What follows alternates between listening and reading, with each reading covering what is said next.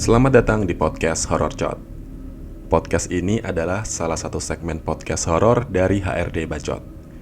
Silahkan duduk manis dan selamat mendengarkan. Oke, jadi ini adalah episode pertama podcast Horror Chat. Di sini Mincot akan coba bacain sebuah kisah dari salah satu yang sudah ngumpulin cerita di submission kemarin ya. Dan mungkin kedepannya Mincot akan coba bacain, kalau ceritanya panjang ya, satu cerita untuk satu episode. Kalau ceritanya pendek-pendek mungkin 2 cerita dalam satu episode. Oke, kita mulai ceritanya. Halo semuanya, perkenalkan namaku L. Aku kerja di salah satu startup di kota Jogja udah 2 tahun lebih. Aku akan ceritakan pengalaman horor di kantorku secara singkat. Kantor ini lumayan besar secara bangunan, 2 lantai dan memanjang ke belakang dengan muka fasad langsung menghadap ke jalan utama, dan bagian belakang adalah gudang yang mentok. Di kantor ini ada 4 lorong yang jadi quote-unquote sweet spot mereka. Sebelah kantor dulu ada rentetan ruko yang masih kosong dan kayak nggak keurus. Aku pernah jalan ke sana dan benar-benar kosong, dan udah lama banget nggak diurus karena pada rusak dan belakangnya banyak tanaman liar yang udah merambat kemana-mana. Oh iya, sejak awal aku kerja di sini emang ada desas-desus kalau kantor ini emang berhantu. Kantor ini tuh kayak ruang komunal buat entitas tak kasat mata gitulah, karena banyak ceritanya. Tapi di kesempatan ini, aku akan ceritakan yang hanya pengalamanku aja ya. Kalau ada waktu, aku akan merangkum semuanya dan kubagikan di platform lain. Oke, kejadian ke-1. Waktu itu kejadiannya masih sore. Jadi setelah kerja, aku langsung pergi side hustle lagi. Dan aku memutuskan untuk mandi di kantor aja, biar langsung cus. Oh iya, aku baru tahu juga belum lama ini ternyata di kantor itu ada 6 WC. Dari 6 WC ada 3 diantaranya disembunyikan, quote on quote. Aku akan ceritakan 3 WC yang disembunyikan ini di lain kesempatan ya, karena ini kejadian rentetan dan kalau dijelasin bakal lama. Oke, lanjut. Karena waktu masih sore dan masih banyak orang juga, aku memutuskan untuk mandi di WC yang sepi.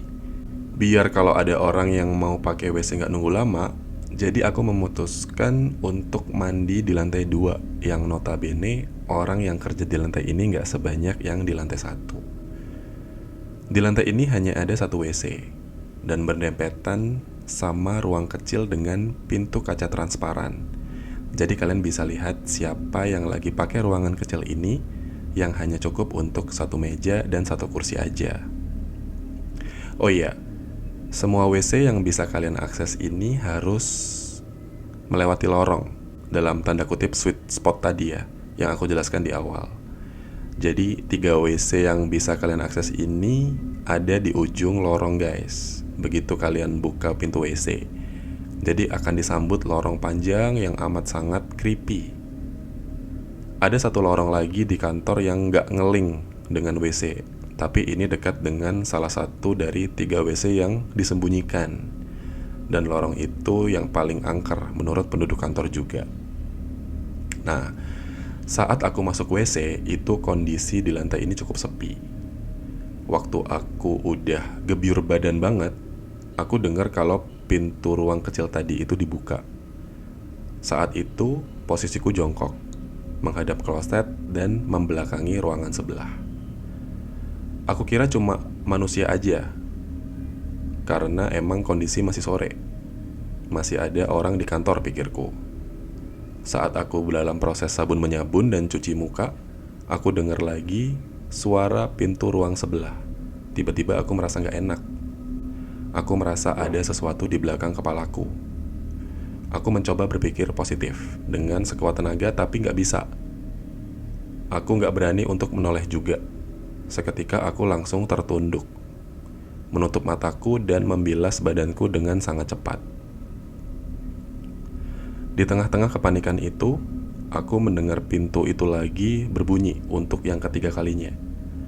Aku buru-buru pakai celana dan baju dan keluar kamar mandi. Dengan badan masih basah dan sabun-sabun masih menempel di kuping dan tangan. Aku keluar dari WC itu. Saat keluar WC aku melirik ruangan sebelah yang pintunya transparan. Tapi aku gak melihat siapapun di dalam sana. Lalu aku lari lewat lorong menuju tangga dan turun ke lantai bawah dengan kondisi badan masih basah. Saat perjalanan menuju lantai 1, aku tidak mendapati siapapun atau apapun di sekitar itu. Di lantai bawah, suasananya baru kembali normal. Aku bertemu teman-temanku dan dia bilang kalau mandiku kurang bersih. Masih ada sabunnya dan kelihatan basah banget sebaju-bajunya. Aku cuma bisa ketawa sambil bilang, hehehe buru-buru. Saat itu aku memutuskan untuk pulang aja, gak jadi pergi side hustle. Nah, di jalan pulang aku berpikir kembali. Saat aku masuk WC, aku sudah yakin tidak ada siapapun di ruangan sebelah. Dan kondisi di lantai 2 cukup sepi. Aku mendengar 3 kali suara pintu, yang harusnya suara ke-1 ada orang masuk di ruangan tersebut. Karena posisi awal aku yakin kalau di ruang itu kosong. Suara kedua, harusnya orang tersebut keluar dari ruangan, karena ruang tersebut terlalu kecil untuk digunakan berdua. Dan kalau ada orang yang mau ngasih tahu penghuni di dalam ruangan, cukup melambai di depan pintu karena pintunya transparan. Suara ketiga, harusnya ada orang masuk lagi ke ruangan tersebut. Tetapi waktu aku keluar dari WC dengan basah kuyup, aku gak melihat siapapun di sana. Sejak saat itu sampai saat ini aku tidak pernah lagi mandi di WC itu. Oke. Kejadian kedua. Lagi-lagi bermasalah dengan sesuatu di WC. Dalam pencarianku mencari WC ideal untuk mandi, aku pakai WC yang ada di lantai 1 di luar gedung kantor. Dan harus melewati lorong panjang yang creepy. Singkat cerita, waktu itu juga sore hari sebelum maghrib. Aku mandi udah yang keberapa kali aku lupa. Yang jelas itu bukan kali pertama aku mandi di WC itu. Jadi aku gak kepikir aneh-aneh. WC ini agak unik. Ketika kalian buka pintunya dari dalam, kalian akan disambut lorong creepy juga. Sebelahnya adalah WC juga, tapi kategori yang quote-on-quote disembunyikan. Pintunya bisa dibuka, tapi di dalam dijadikan gudang penyimpanan. Dan di sebelahnya lagi ada pantry yang gak dipakai dan dibiarkan kosong. Dan vibes-nya creepy banget, karena tempatnya gelap dan lembab.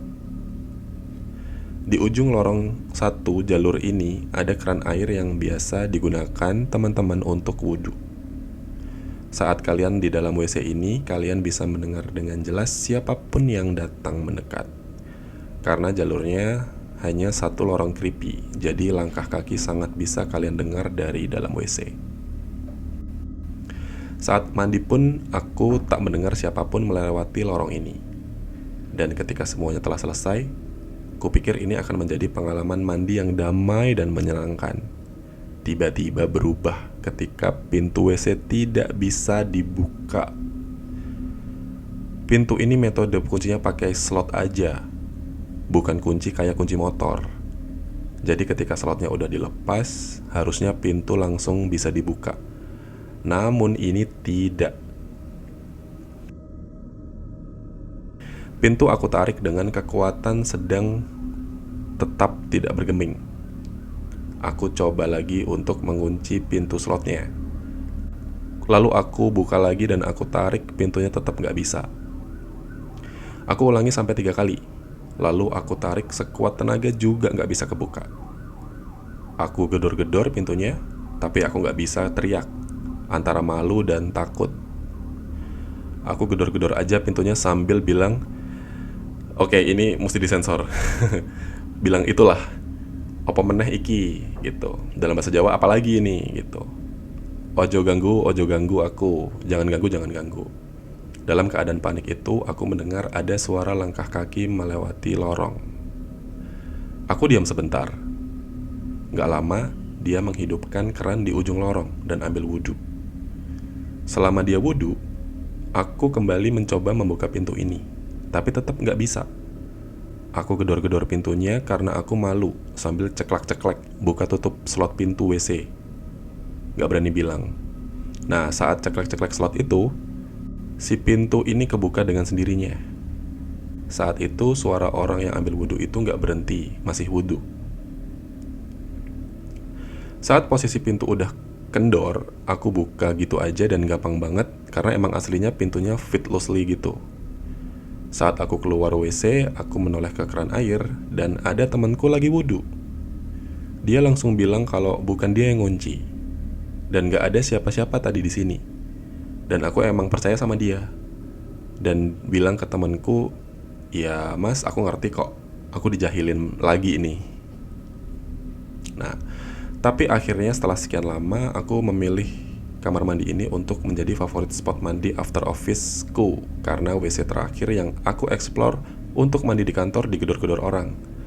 Disuruh cepetan karena udah kebelet. Nah, jadi 3 WC aktif yang bisa dipakai di kantor hanya ada di lantai 2, lantai 1 dan di luar gedung utama. Oke.